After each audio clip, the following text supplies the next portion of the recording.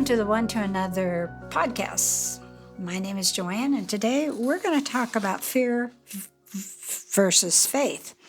Now, I'm going to move into it in a different way, and so stay with me, and I'm going to start with just thinking about what is the difference between fear versus faith, and then I'm going to try to move it into something more practical than maybe this is. So remember, the battle of faith against fear is waged in the mind.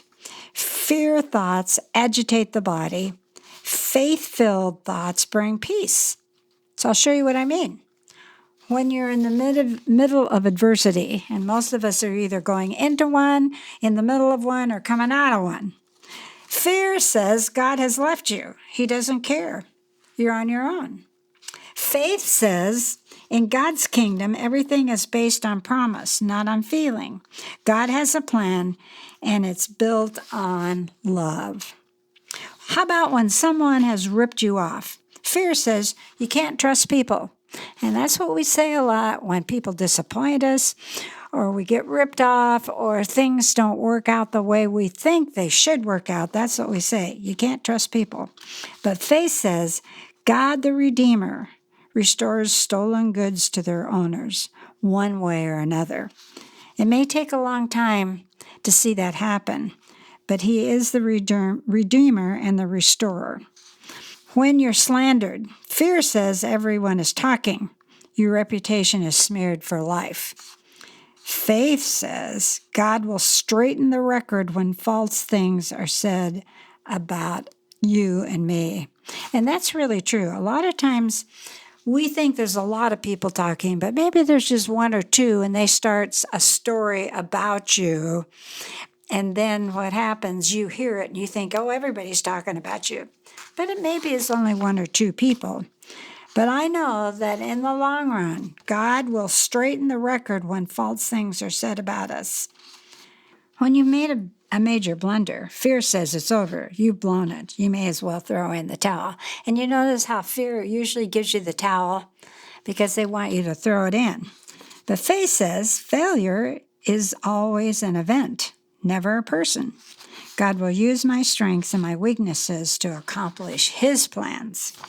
When you're waiting for something, we wait and we wait and we wait. We may pray, we may do some fasting, we may do all kinds of things. And fear says you're going to be on hold forever. But faith says, my time is in God's hands. He will accomplish His plans for me right on schedule. And He does. He always accomplishes His plans right on schedule. He's never late. Sometimes we think He's going to be late, but He's always on time. When you ask God for something and He says no, fear says, if God really loved you, He would give you what you want. Faith said, God is acting on my highest good. When you fail, fear says you can't trust God. Look how He's let you down. And that is true. That a lot of times we hear the enemy saying to us, He's letting you down. But faith says, God has proven His trustworthiness by dying for me.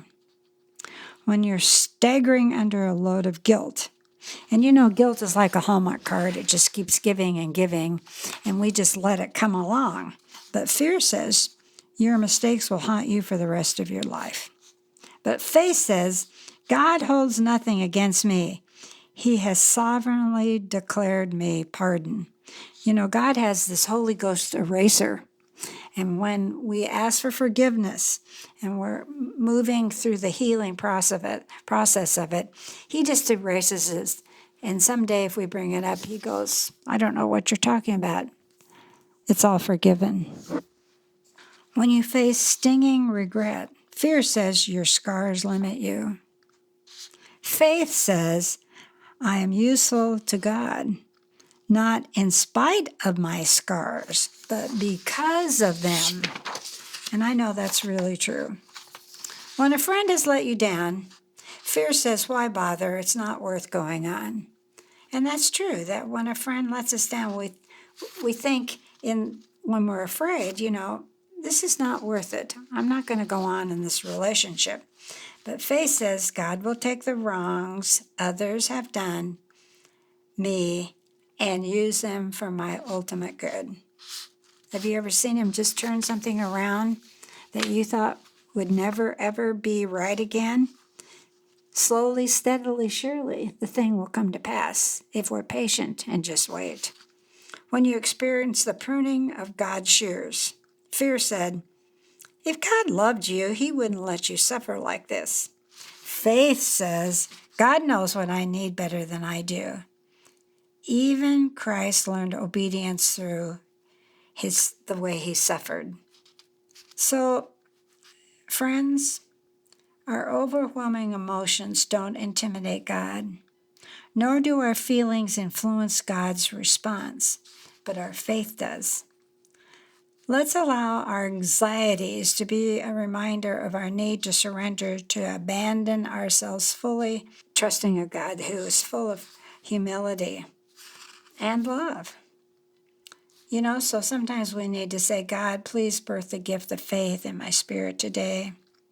Help me believe in ways I have not yet believed. Exchange my spirit of fear for the spirit of faith. Well, there's a story, and the story is called The Station. It's written by Robert Hastings, and it says, tucked away in our subconscious is an idyllic vision. We see ourselves on a long trip that spans the continent. We're traveling by train. Out the window, we drink in the passing scene of cars on nearby highways, of children waving at the crossing, of cattle grazing on a distant hillside, of smoke pouring from a power plant, of row upon row of corn and wheat, of flatlands and valleys, of mountains and rolling hills, of city skylines and village halls. But upmost in our minds is the final destination. This is what we think. Bands will be playing and flags waving. Once we get there, our dreams will come true, and the piece of our lives will fit together like a jigsaw puzzle. How restlessly we pace the aisles, damning the minutes for loitering, waiting for the station. When we reach the station, that will be it, we cry. When I'm 18, when I buy a new 450 SL Mercedes-Benz, when I put that last kid through college, when I paid off the mortgage, when I get a promotion, when I reach the age of retirement, I shall live happily ever after. Sooner or later, we must realize that there's no station, no one place to arrive at once and for all. The true joy of life is the trip.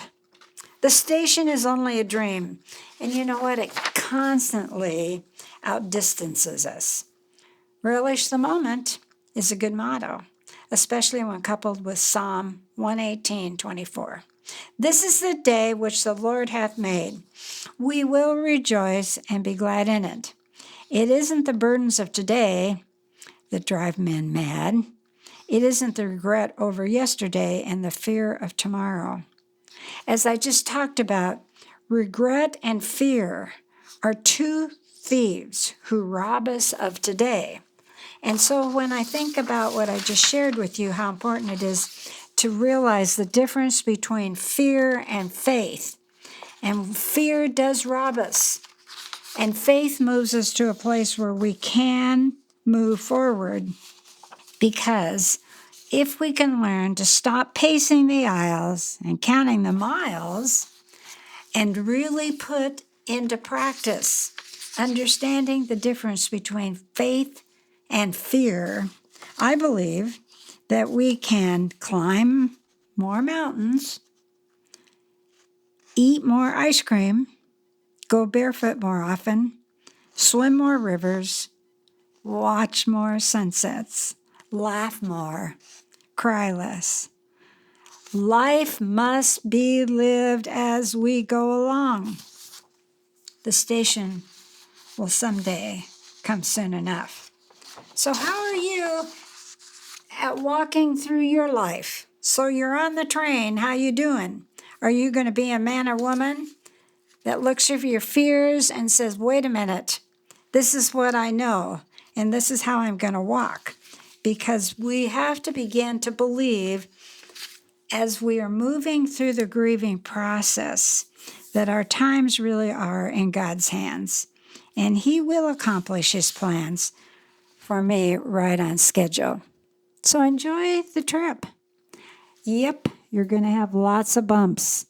And you're going to have places where you're going to wonder, is this worth all the energy that I'm putting into it? Yes, it is. Because we realize that we can take one day at a time and live it and rejoice in it because God is for us. So I hope that maybe as you think about your journey and how you're walking through your life -1 or -2 or change or whatever it is that's possibly invaded your life into moving to a new place, I really hope that you'll think about taking one more step toward healing in your journey because faith is worth it, and so are you.